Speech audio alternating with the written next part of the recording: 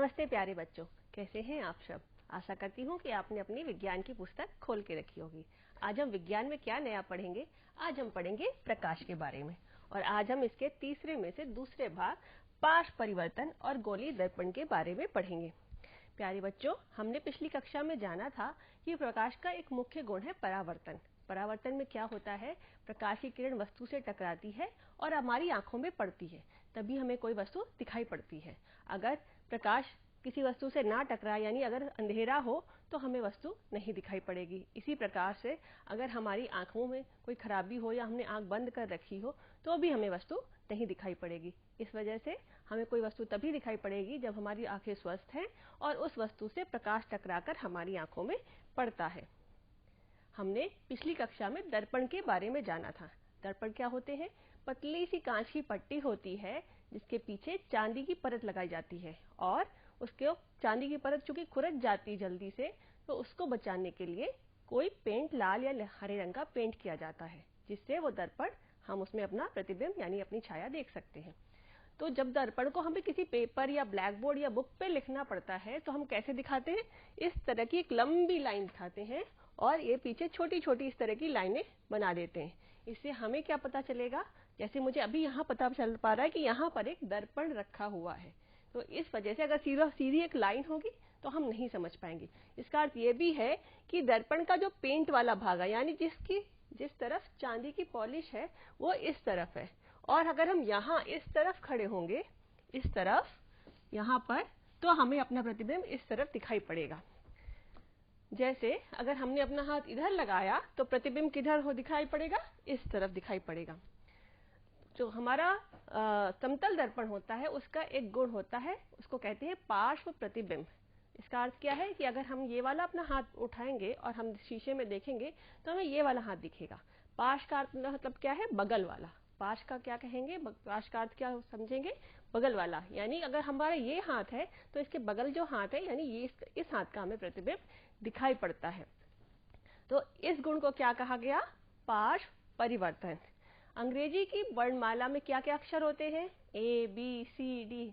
तो अगर हम इनको समतल दर्पण में देखें तो कैसा दिखाई पड़ेगा? देखिए यहाँ पे, ये देखिए यहाँ पे ABCD लिखा है। इसको हम ये हमारे पास छोटा सा दर्पण है, इसमें हम देख रहे हैं। ये देखिए ए कैसा दिख रहा है? ए बिल्कुल ए जैसा दिख रहा है, लेकिन बी, सी, डी, ई, एफ ये सब उलट गए। तो ये क्यों उल्टे? क्योंकि इसमें यहाँ पर क्या हुआ? पाश परिवर्तन। देखिए ये ए जो शब्द था, ए का अक्षर, ये ए जैसा ही दिखा, लेकिन जो बी अक्षर है ये उलट गया। सी, डी, ई, एफ, जी ये सब उलट गए। इसी तरह से फिर एच हमारा हमें उल्टा हुआ सा, यानी पाश परिवर्तन हुआ सा नहीं दिखाई पड़ता। आई भी नहीं दिखाई पड़ता। फिर ये जे, के, एल और एन ये हमें फिर से उल्टे हुए से दिखाई पड़ते हैं, और ओ नहीं, उसका पाश परिवर्तन नहीं होता। पी, क्यू, आर, एस ये हमें उल्टे हुए से दिखाई पड़ते हैं। यू और टी हमें नहीं उलटते हुए से दिखते हैं।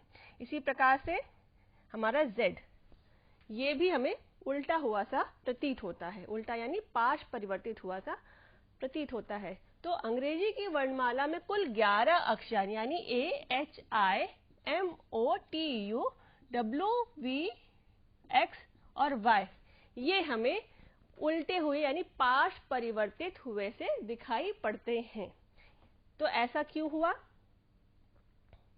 क्योंकि इनका, जैसे यहाँ पर देखिए, यहाँ पे हमने समतल दर्पण रखा था ना अभी, ये देखिए, तो यहाँ पर क्या हुआ? जब हमने इसको आधे पे किया, ए दिख रहा है आपको, और ए का प्रतिबिंब, आधे ए का प्रतिबिंब भी कैसा बन रहा है?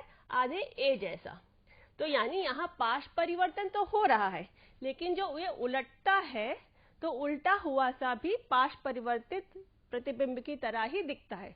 तो पाश प्रतिबिंब बना, पाश परावर्तन हुआ, लेकिन वो हमें वैसा ही दिखा जैसा कि चिन्ह था। उसका प्रतिबिंब भी हमें वैसा ही दिखा जैसा कि चिन्ह था।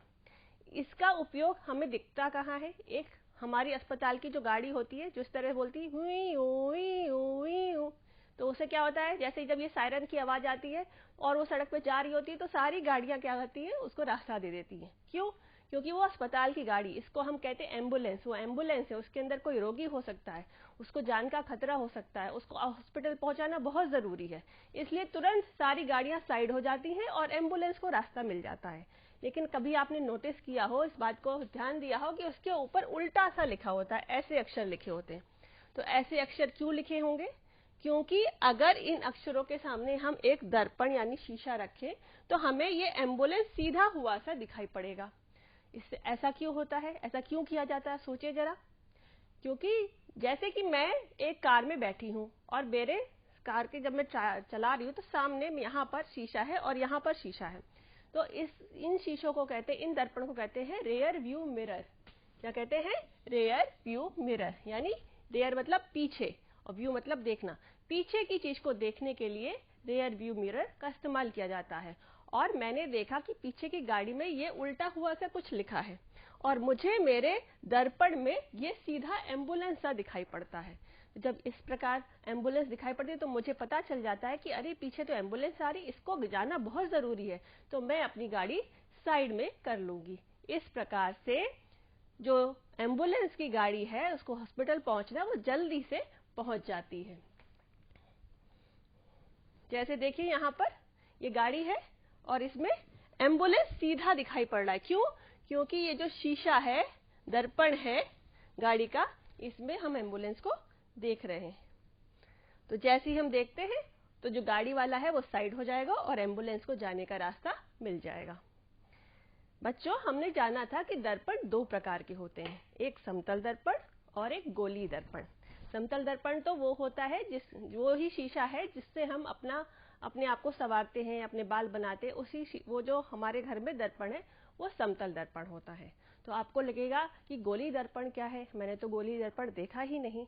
नहीं बच्चों, ऐसा नहीं है, हमारे चारों तरफ बहुत सारे गोलीय दर्पण होते हैं पर हम उनका ध्यान नहीं देखते। जैसे कि ये देखिए, ये क्या है? ये एक चम्मच है। तो अगर हम इस चम्मच को इस तरफ से देखते हैं, इस तरफ से, तो ये एक अवतल दर्पण की तरह कार्य करती है, और इसको अगर हम इस तरफ से देखते हैं तो ये उत्तल दर्पण की तरह कार्य करती है। इसका फर्क क्या है, ये देखिए। इसको हमने देखा, यहाँ पर ये छोटी सी गुड़िया है, इस गुड़िया को जब हम इस चम्मच में देखते हैं तो ये गुड़िया देखिए, ये बड़ी हुई सी दिखाई पड़ती है, ठीक है। और जब हम इस तरफ से देखते हैं तो ये गुड़िया देखिए छोटी सी दिखाई पड़ती है, ठीक। तो जब जो उत्तल दर्पण होता है, जो इस तरफ का जो भाग है उत्तल यानी उठा हुआ जो तल है, उत्तल उठा हुआ तल, इस तरफ जो प्रतिबिंब बन रहा है वो छोटा बन रहा है, और इस तरफ यानी जो गहराई में है ये अवतल दर्पण की तरह कार्य करती है, और यहाँ पर जो प्रतिबिंब बनता है वो छोटा बड़ा बराबर सब तरह का बनता है। जैसे कि आप इस तरह के गोल संरचनाएं, कटोरी या ग्लास का जो पेंदा होता है वहां पे भी देख सकते हैं। जैसे मेरे पास एक ये बॉल है, अगर इस तरह की आपको कोई बॉल मिल जाए या कोई ऐसी चमकदार चीज मिले और उसमें आप अपनी शक्ल देखेंगे तो हमेशा छोटी ही दिखाई पड़ेगी। जैसे अभी मैंने इस डॉल से दिखाया था, अगर आप देखेंगे तो ये डॉल बहुत छोटी दिखाई पड़ेगी। आप इस तरह की कोई भी चीज को चम्मच में करके जरूर देखिएगा, ठीक है। जैसे यहाँ पर देखिए, यहाँ पे क्या है, ये बच्चा अपनी शक्ल चम्मच में देख रहा है, तो इसको उल्टा बड़ा छोटा सब तरह से दिख रहा है। और ये चम्मच किस तरफ से होगी, इस तरह से, ऐसे धसी हुई होगी। और जब हम इस चम्मच को उल्टा करेंगे यानी इस तरह से, अब देखिए ये यहाँ पर इसको छोटा ही दिखाई पड़ेगा, ठीक है। तो जो धसा हुआ भाग हुआ, ये कैसा भाग हुआ, ये हुआ अवतल पृष्ठ, और जो उठा हुआ भाग हुआ ये कैसा भाग हुआ, उत्तल पृष्ठ। जो उठे हुए भाग की तरफ यानी जहां जो चीज गोल है, जैसे ऐसा ये उठा हुआ भाग है ना, ऐसी चीजों में ये हमेशा हमें छोटा प्रतिबिंब दिखाती हैं और आभासी प्रतिबिंब दिखाती हैं। और जो धसा हुआ भाग होता है, जिस तरह से हम चम्मच को खाते हैं, ये वाला, इस तरह के जो पृष्ठ हैं वो हमें बड़ा, आभासी और सीधा प्रतिबिंब भी दिखाती है। तो चम्मच किस तरह का कार्य करेगी, दो तरह के गोलीय दर्पण का कार्य करेगी। इस तरफ से अवतल दर्पण का कार्य करेगी और इस तरफ से उत्तल दर्पण का कार्य करेगी। तो अब ये दर्पण कहाँ से आए, गोलीय दर्पण, ये देखिए। जैसे यहाँ पे क्या है, ये एक बड़े से गोल दर्पण का हमने थोड़ा सा भाग काट दिया है और ये छोटा सा दर्पण हमारा ये गोली दर्पण हो जाता है। जैसे ये चम्मच में, ये आप देखिए, ये चम्मच बहुत बड़े, यहाँ ये जो गोला है ये इतने बड़े गोले का एक भाग होगी, उस गोले को इतना सा काट दिया तो हमें ये गोल सी एक चम्मच मिल गई है। यहाँ पर हमारे पास इसी तरह से दो दर्पण हैं, एक उत्तल दर्पण है और एक अवतल दर्पण है। इसमें भी हम ये गुड़िया को देख सकते हैं। ये देखिए, ये हमारे पास यहाँ पे उत्तल दर्पण है। इसमें देखिए ये जो डॉल है ये छोटी हुई सी दिखाई देती है, ठीक है। और अब अगर हम यहाँ पे अवतल दर्पण लगा दें, अब देखिए यही डॉल बड़ी हुई सी दिखाई देती है, ठीक है। तो उत्तल दर्पण और अवतल दर्पण से बनने वाले जो प्रतिबिंब होते हैं ये किसी न किसी बड़े गोले का भाग होते हैं। और ये कैसे हमें पता चलता है? इनकी जो पॉलिश जिस तरफ की जाती है, इस बात से ये उत्तल और अवतल दर्पण दिखाई होते हैं, अंतर आता है इसमें। जैसे कि ये चम्मच देखिए, इस चम्मच में हमने अंदर की तरफ पॉलिश की है, यानी इस तरफ इसमें चांदी की परत चढ़ाई गई होगी और ऊपर से पेंट किया गया, तो चमकदार भाग कहाँ बनेगा? इस तरफ। तो ये उठा हुआ भाग ये क्या कहलाएगा? उत्तल दर्पण। और उसी तरह से अगर ये पॉलिश उसके उठे हुए भाग में की गई है तो चमकदार भाग कहाँ बनेगा? इस तरह से धसे हुए की तरफ बनेगा, धसे हुए पृष्ठ की तरफ, और ये दर्पण कहलाएगा अवतल दर्पण। उत्तल दर्पण में जो कटा हुआ भाग होता है उसके अंदर की तरफ चांदी की कलाई यानी चांदी का पेंट पतली सी परत चढ़ाई जाती है। ये देखिए यहाँ पर ये क्या है? पॉलिश इस तरफ है और चमकदार पृष्ठ यानी परावर्तन यहाँ से हो रहा है, यहाँ किरण आ रही होगी और टकरा के ऐसे जा रही होगी। इसी प्रकार से जो अवतल दर्पण होता है उसमें जो पॉलिश होती है वो उभरे हुए भाग की तरफ होती है, यानी इस तरफ पॉलिश की जाएगी। और परावर्तक पृष्ठ क्या होगा? यानी कि जो किरण किस तरफ से टकरा के जाएगी? किरण इस तरफ से टकरा के यहाँ इस प्रकार से जाएगी। तो चमकदार परत किस तरफ होगी? बाहर की तरफ। और हम किस तरफ अपना प्रतिबिंब किस तरफ देख पा रहे होंगे? अंदर धसे हुए भाग की तरफ देख पा रहे होंगे। गोली दर्पण में कुछ परिभाषाएं होती जिनको समझना बहुत जरूरी है। चलिए, जैसे हम देखते हैं वक्रता केंद्र, इंग्लिश में इसे सेंटर ऑफ कर्वेचर कहते हैं। कर्वेचर मतलब ऐसा घुमा हुआ वक्र चीज। जैसे कि यहाँ पे ये क्या है?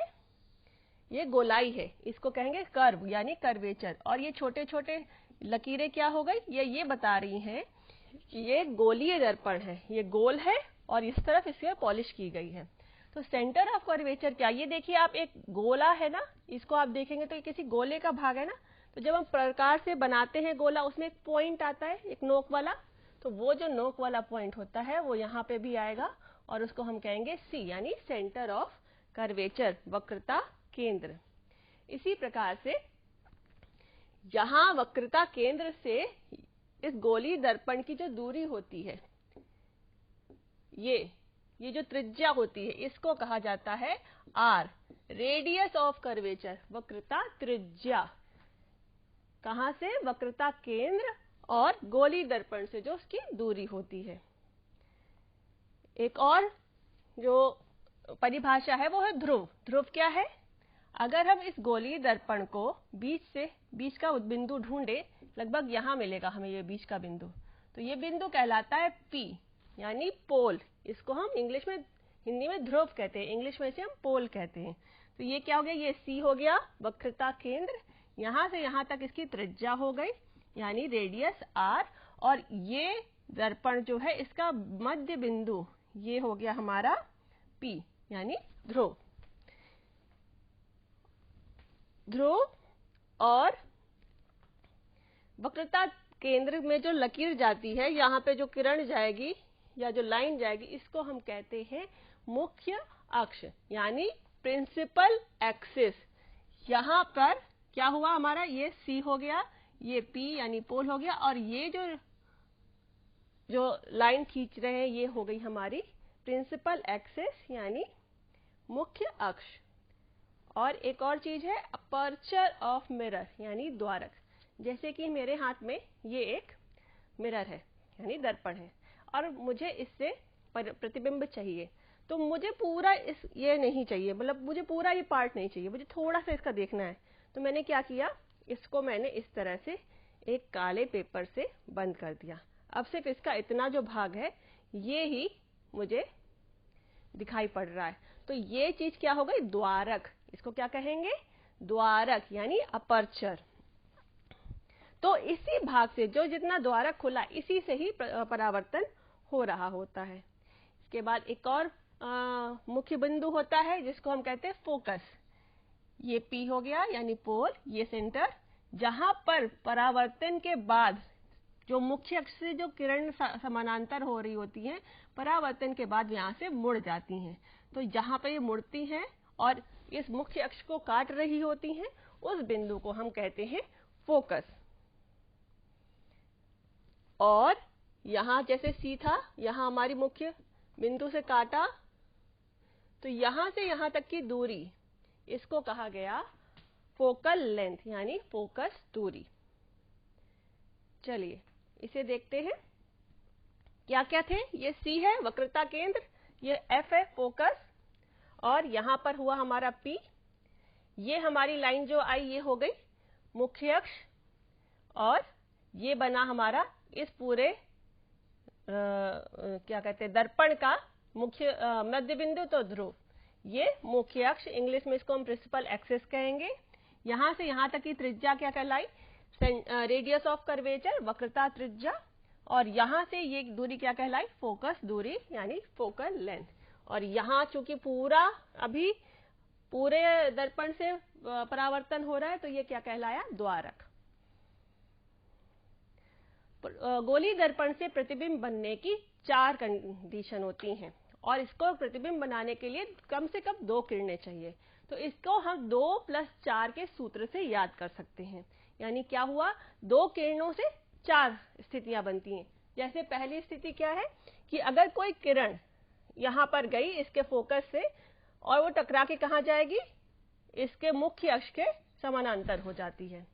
दूसरी कंडीशन है कि कोई किरण अगर सेंटर यानी वक्रता केंद्र से जाती है, तो वो टकराकर वापस, देखिए टकराकर ये वापस इसी तरफ चली जाती है। ये दूसरी कंडीशन हो गई। तीसरी कंडीशन में कोई अगर किरण पोल तक जाती, ध्रुव से जाती, तो ये यहीं से टकराकर, ध्रुव से ही टकराकर वापस आ जाएगी। और यहाँ पर ये जो कोण है, हमने पिछले कक्षा में पढ़ा था, आपतित कोण और परावर्तित कोण बराबर होते हैं। और चौथी कंडीशन, कोई अगर किरण प्रिंसिपल अक्ष यानी मुख्य अक्ष के समानांतर जा रही है, तो वो यहां से टकराकर फोकस यानी F पर मुड़ती है। तो ये 4 कंडीशन हमारे दोनों दर्पणों में यानी अवतल दर्पण और उत्तल दर्पण दोनों में होती हैं। जैसे यहां पर देखिए, ये हमारा मुख्य अक्ष हुई, यहां पर एक किरण आई जो कि इससे समानांतर थी, किससे, मुख्य अक्ष से, और टकरा कर ये F यानी फोकस पे लौटती है।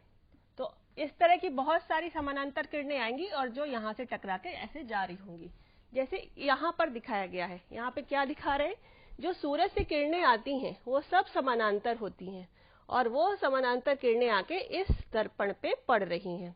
और जब इस दर्पण पे पड़ती हैं तो ये किरणें यहां जाके फोकस हो रही हैं सारी, और यहां जब ये पॉइंट बनता है तो ये माचिस की जो तीली है ये जल जाती है। क्यों, जब ये किरणें ऐसे आ रही थी और ये फोकस हो गई, तो इस पॉइंट पे सबसे ज्यादा ऊर्जा हो जाती है, और उस ऊर्जा की वजह से सूर्य की जो किरणें हैं उनका ताप बहुत बढ़ जाता है, और यहाँ जो माचिस है वो जल जाती है।